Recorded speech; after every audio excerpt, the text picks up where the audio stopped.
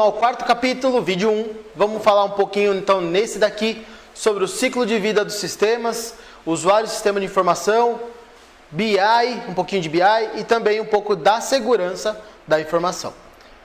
Anteriormente a gente falou um pouquinho sobre sistemas transacionais, sistemas de suporte à decisão, né, especialistas ou de automação, sistemas de informações gerenciais. Então a gente navegou por aquela pirâmide que a gente viu, fazendo desde o operacional até a parte gerencial, a parte do gestor, tá certo? Então vamos em frente aqui. Então o ciclo de vida de um sistema, né, o que é o ciclo de vida de um sistema?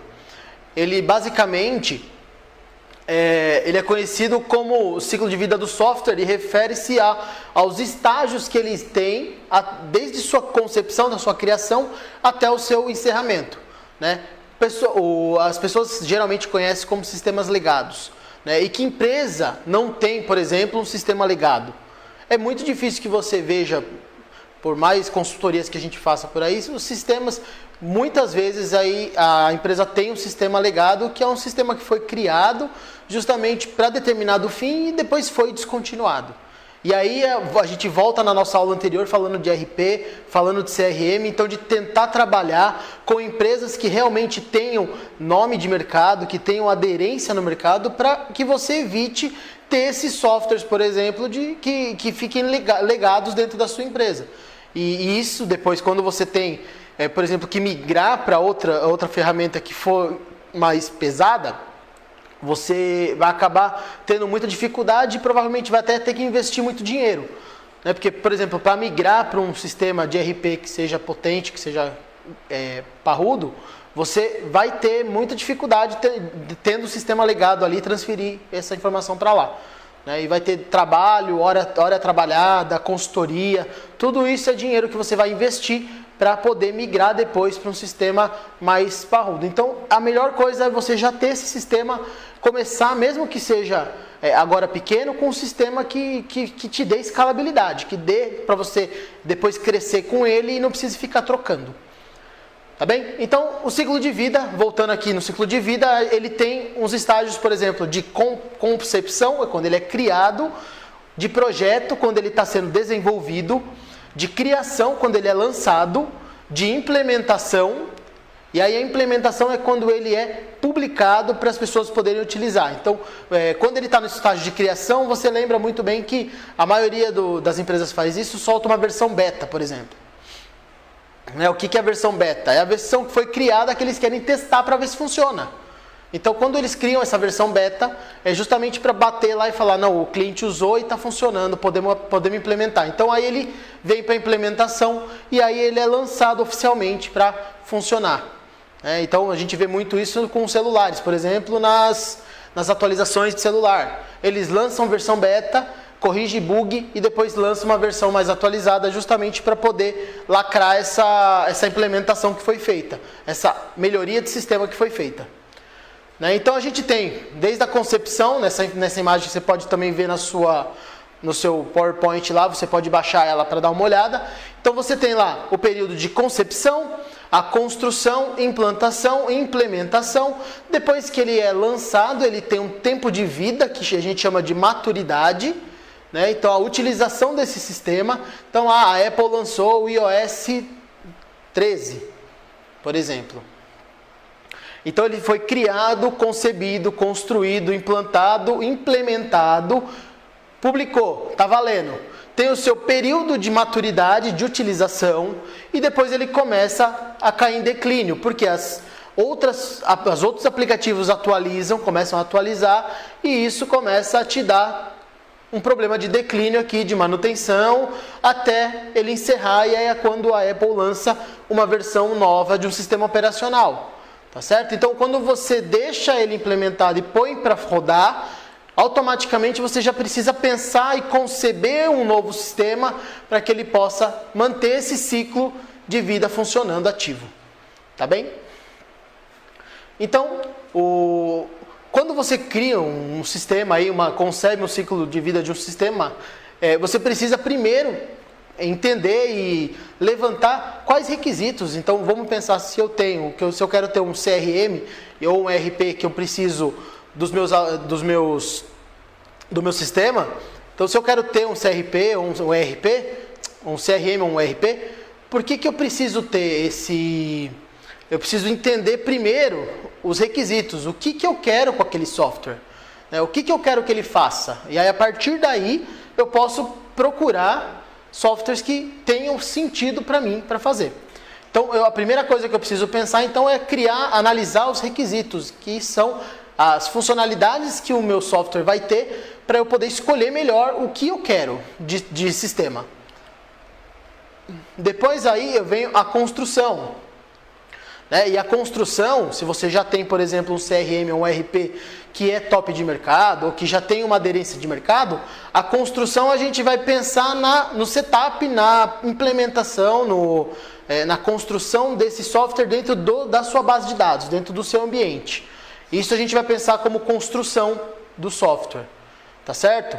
Então, depois que eu analisei lá, vi os requisitos que eu preciso, vai ser esse RP que eu vou usar, legal. Então, eu vou pegar e chamo os caras lá, vamos construir aqui na minha base, no meu ambiente, tá ok? Tá ok, é construído, depois ele é testado, né? Ele é desenvolvido lá dentro da base, né? E desenvolvido, instalado lá dentro, e aí o desenvolvimento tem duas fases, a de instalação sua de sistema e tem o desenvolvimento do software que você está também usando. Então, eu estou usando a versão 10, eles já estão trabalhando na versão 11. E aí isso tem que ter uma rotatividade, que é o ciclo de vida que a gente viu lá no começo. Depois disso eu tenho a implementação. Então, analisei requisito, entendi, construí, fiz a instalação completa, aí vem para a implementação. Eu ponho o meu usuário para usar, treino e ponho o meu usuário para usar. E aí eu volto lá no meu ciclo funcional, na maturidade, onde os meus funcionários dentro da empresa vão usar o sistema que eu coloquei até ele começar a me dar manutenção. E aí eu preciso atualizar o sistema, atualizei o sistema, volta nesse ciclo que é o quê? Quando está na maturidade, eu preciso treinar meu funcionário para que ele possa usar o sistema de uma maneira mais adequada. Tá bem? E aí a manutenção serve para isso. Então a gente dá manutenção, treina o funcionário, aí o ciclo sempre roda e aí a gente vai sempre pensando nesse desenho de conceber. Então analisei, para finalizar, analisei, construímos, implementamos, implantamos, implementamos. Aí lá em cima, na maturidade, treinamos o pessoal para poder usar o sistema e aí, por fim, ele vai declinar e a gente vai implantar um novo sistema. E isso acontece para todos e para todas as empresas. Então, quer dizer, obviamente, quando você coloca, e aí a gente falou lá atrás de como funciona o ciclo de vida do sistema, você pensa que o seu usuário ele precisa também aprender a usar esse sistema. Uma das fortes adesões a um sistema operacional, por exemplo, por que o Windows hoje ele é da grande massa e as pessoas usam bastante o sistema operacional da Windows? Porque quando você compra um computador, geralmente ele já vem com o Windows e ele é muito intuitivo e fácil de utilizar. E com o sistema, ele funciona da mesma forma. Então não adianta você, ir pensando no sistema e o usuário, a gente tem também duas frentes. Você tem que pensar no seu usuário interno, que são os seus colaboradores, seus funcionários, e tem os usuários externos, que são as pessoas que vão usar o seu sistema. Então, quando a gente pensa no sistema interno, eu preciso, por exemplo, treinar os meus funcionários, e aí a cada ciclo novo de vida do produto, do sistema que eu vou ter, eu preciso treinar meus funcionários novamente. Então é um ciclo que também tem necessidades e que isso gera também impactos financeiros na empresa. Então se eu de repente não treino meu funcionário para usar determinado software, ele demora muito para usar e aí o que acontece? Quando ele demora muito para usar, ele não consegue usar. Quer dizer, é simples, se você não treina o cara para fazer determinada tarefa, ele não vai fazer aquela tarefa. E se você pedir para ele fazer, ele vai levar horas para fazer. Você está perdendo aí receita, porque você está perdendo um funcionário para fazer uma atividade que realmente não tem sentido ele fazer, só porque você não treinou ele. Então essa é a grande importância quando a gente fala de sistema e usuário. Então a gente falou agora do sistema do usuário interno. E aí a gente também vai falar agora do usuário externo.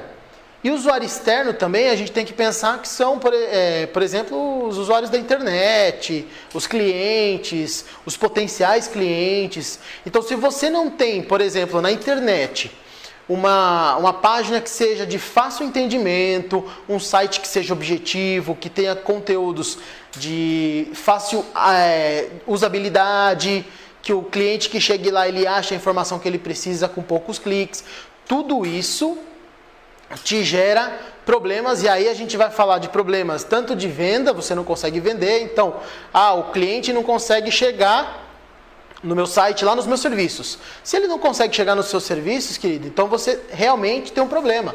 Então você não vai vender, você não vai ter conteúdo, porque o seu cliente não está chegando na sua informação.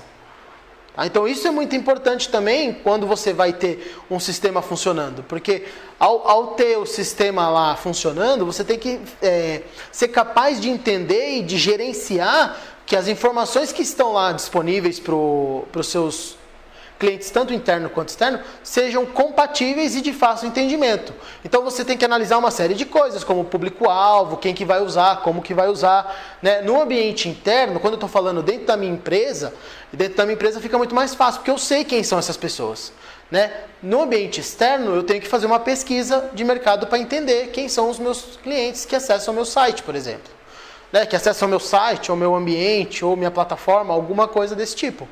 Então, se eu tenho um site lá disponível para o cliente, sei lá, exportar arquivos de uma maneira mais comprimida, eu tenho que garantir que eles usem isso de uma forma simples. Então, eu não posso dificultar o meu usuário, né, permitir que o meu usuário tenha dificuldade de acessar, porque só por uma questão de preciosismo meu. Eu tenho que pensar sempre que a usabilidade ela é a mais importante no momento que a gente fala de sistema e aí um pouco de sistema web. Porque quando eu estou na internet, eu não tenho, por exemplo, uma pessoa do meu lado falando, não, clica aqui em automação, clica aqui e faz isso, clica aqui e faz aquilo. Eu não tenho ele. Tá certo? Então, quando eu não tenho isso, eu preciso garantir que a pessoa que acesse, ela tenha autonomia para chegar na informação antes de conseguir da pessoa fazer o seu acesso. Tá bem? Então, assim, os custos de ignorar isso, né, às vezes são muito altos. Se você, por exemplo, não treina o seu funcionário adequadamente, você pode ter problemas até financeiros. Né? Você deixa com que o usuário produza de uma forma mais eficaz só pelo fato de você não ter treinado ele. Tá certo? Então, as limitações das metodologias de design tradicionais têm sido realmente mitigadas pela adoção das metodologias soft. Né? E quais são as metodologias soft? São as metodologias que te abraçam e te ajudam a construir e a conseguir fazer determinado processo, determinada função.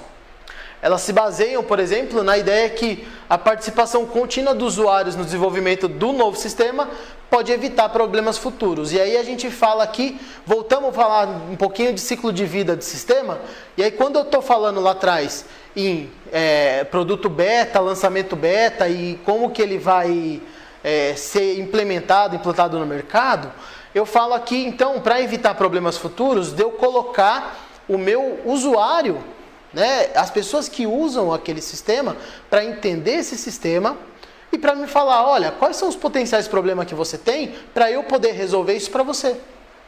Isso é importante ter também.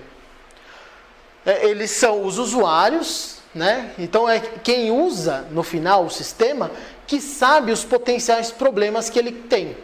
Então quando você tem um site que não funciona, se você não ouve o seu cliente, eles não acessam mais o seu site. Eles vão para outro site que tem uma base que seja amigável, que seja friendly, que eles chamam. Tá certo? Então, lembra que o analista ele é o cara que desenvolve, mas ele não é o cara que usa. E quando você fala de software, de sistema, você precisa ouvir o cara que usa, precisa treinar o cara que usa para ele te apontar determinados problemas que ele tem. Certo? Então, significa que para que seu sistema possa evoluir mesmo, você precisa ouvir o seu usuário. Isso é fundamental. Então, é necessário treinar o seu funcionário, o seu usuário, é necessário ouvir o seu usuário, é necessário ouvir o humano para que o sistema se torne eficaz e eficiente. Tá certo? Então, para a gente finalizar então esse capítulo, o que eu posso te dizer? Eu tenho aqui o usuário e o sistema de informação, que a gente acabou de falar um pouquinho. Eu espero que você tenha gostado.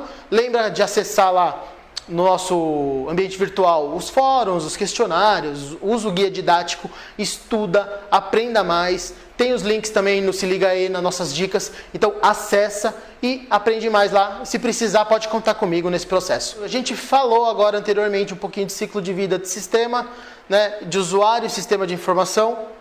E a partir de agora a gente vai falar sobre BI, um pouquinho de Business Intelligence e segurança da informação. Tá ok? Vamos lá? Então, BI. Turban diz que BI acrescenta que os principais objetivos são permitir o acesso interativo aos dados, permitir a manipulação dos dados e possibilitar os gerentes que tenham condições de tomar as melhores decisões com agilidade. E aí eu vou voltar no nosso capítulo anterior, quando a gente falou de sistema, quando a gente falou da pirâmide. Vocês lembram que a gente tinha o operacional, o tático e o estratégico. O operacional, a gente tinha os sistemas transacionais, depois a gente tem os sistemas que são de informação gerencial e, por fim, o sistema de informação executiva. Tá certo? E aí o BI ele vem de encontro a esses sistemas.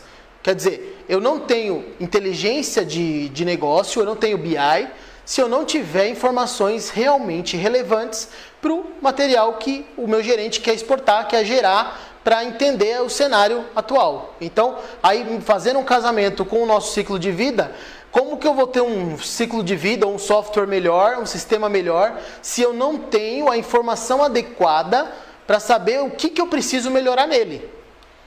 E a Business Intelligence, ela vem justamente para entender e para ajudar, né?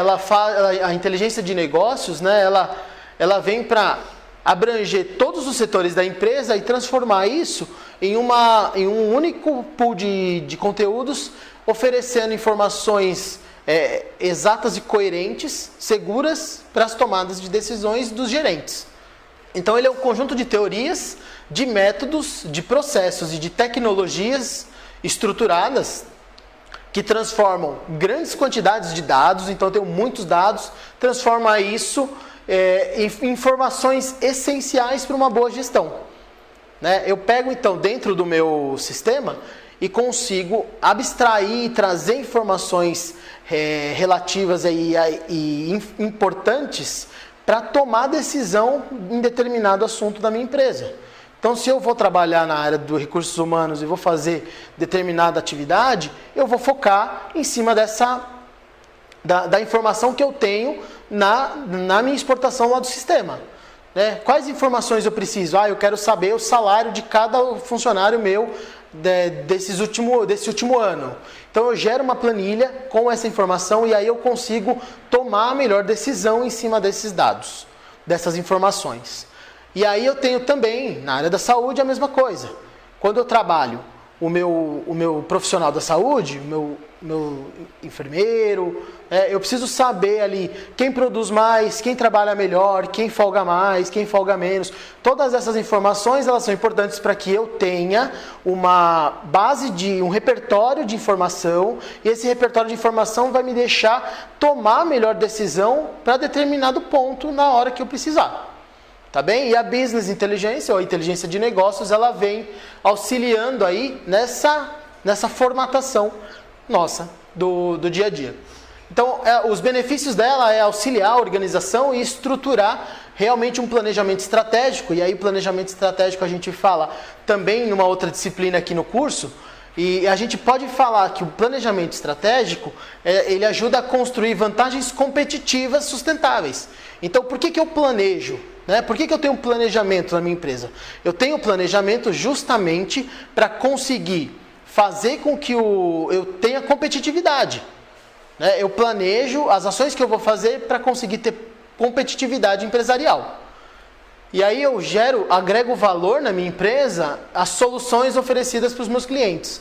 Então, quando eu planejo, eu entendo o cenário do meu cliente futuro e eu consigo fazer com que ele ganhe algum benefício em cima desse cenário que eu já tenho pensando no meu planejamento estratégico, tá bem?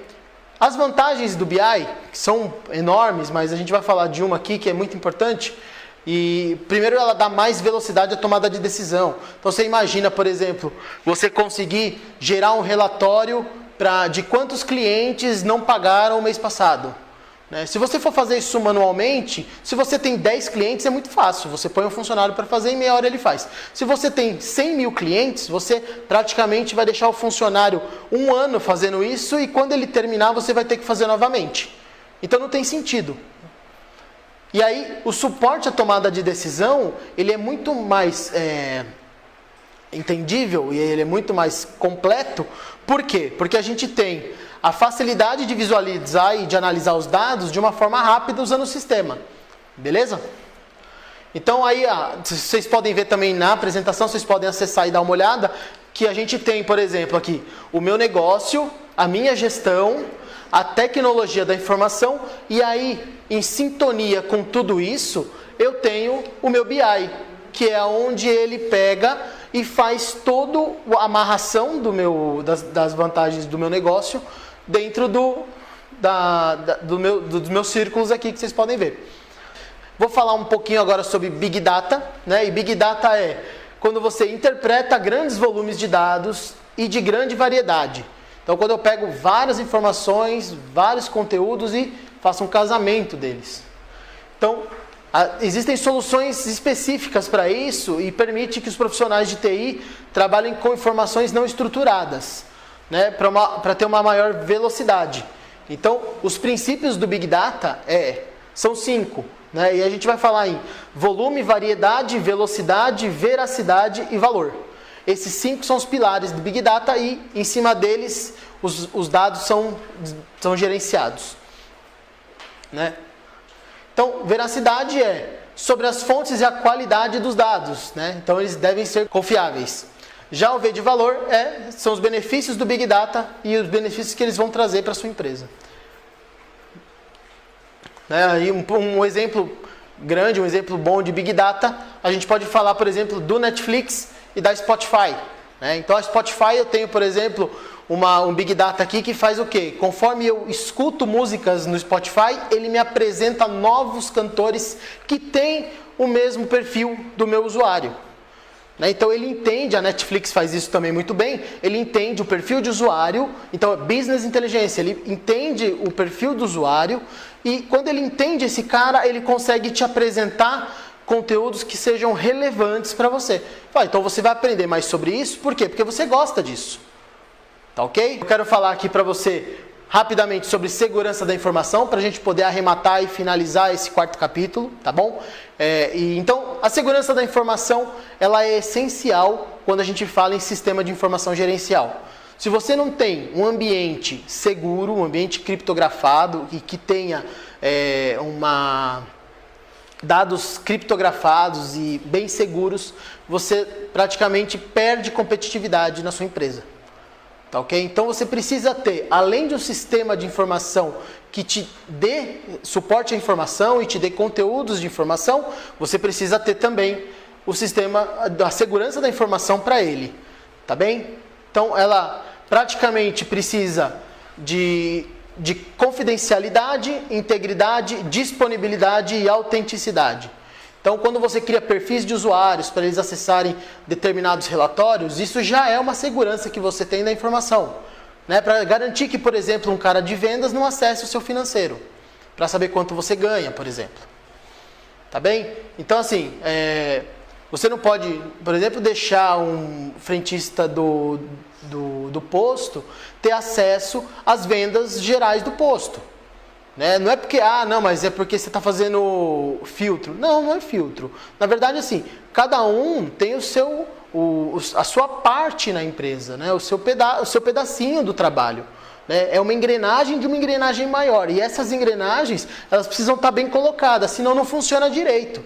A empresa não funciona direito. Tá certo? E a segurança da informação ela é importante por isso, para garantir que as engrenagens vão rodar sem que uma veja a outra. Tá bem? E aí, a segurança da informação também passa por um pouco das redes sociais. né? Então, o que o seu funcionário coloca nas redes sociais, como ele se porta nas redes sociais, isso também é importante, tanto para a área da RH, quanto para a área da saúde, quiçá para qualquer área, você entender o que o seu funcionário também faz fora de lá. Porque, querendo ou não, o funcionário que está na sua empresa, ele é parte da sua empresa, estando trabalhando ou não. Então, se o cara ele é uma pessoa que não traz uma boa influência, talvez seja para se conversar e se entender melhor esse entendimento. Tá bem? Bom, então, só para a gente resumir aqui, a gente falou nesse capítulo um pouquinho de BI, falou um pouquinho de segurança da informação.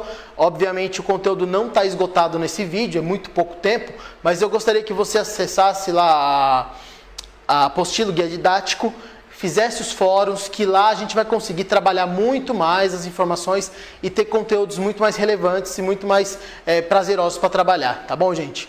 Então eu agradeço, né, imensamente. Acesse o Se Liga Aí, veja lá os links que são importantes para você fazer, ler um pouco mais, ver alguns vídeos, poder acessar conteúdos que agreguem valor para você e que você seja um bom gestor. Eu espero ter conseguido atingir o objetivo de fazer com que você entenda um pouco mais sobre sistemas gerenciais. E se tiver alguma dúvida, fica à vontade, entrar em contato pelo ambiente virtual de aprendizagem, tá bom? Um grande abraço e a gente se vê numa próxima disciplina. Até mais!